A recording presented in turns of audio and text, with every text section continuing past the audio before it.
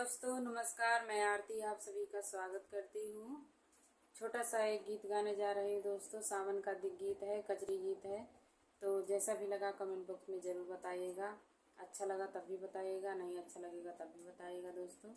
कजरी गीत है, सावन का गीत है। तो आइए मैं सुनाती हूँ आप लोगों को।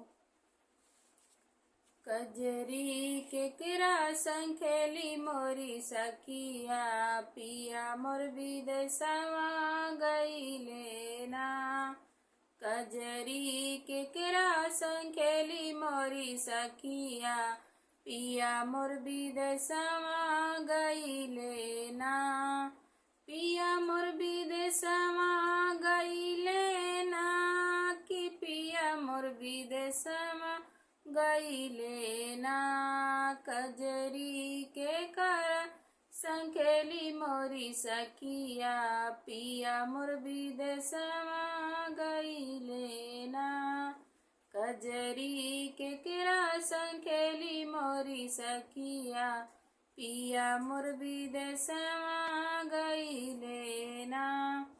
सोने की थारी में जेवना परोस्यो, सोने की थारी में जेवना परोस्यो।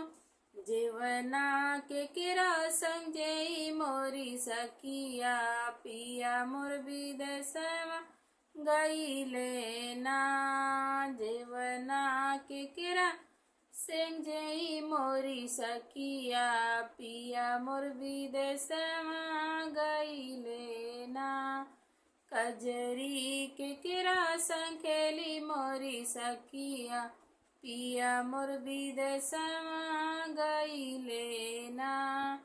कजरी के केरा संखेली मोरी सखिया, पिया मोर विदेशवा गईले ना।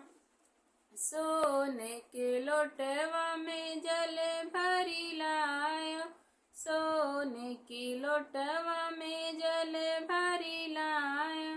जलवा के पियाई मोरी सखिया, पिया मोर विदेशवा गईले ना। जलवा के पियाई मोरी सखिया, पिया मोर विदेशवा गईले ना। जलवा के पियाई मोरी सखिया, पिया मोर विदेशवा गईले ना। लौंग इलायची के बिरवा जोरायो, लौंग इलायची के बिरवा जोरायो। बिरवा के से कुचाई मोरी सखिया, पिया मोर विदेशवा गईले ना। बिरवा के से कुचाई मोरी सखिया, पिया मोर विदेशवा गईले ना। कजरी के का संखेली मोरी सखिया, पिया मोर विदेशवा गईले ना। कजरी के का संखेली मोरी सखिया, पिया मोर विदेशवा गईले ना। दोस्तों हमारा गीत जैसा भी लगा कमेंट में जरूर बताइएगा।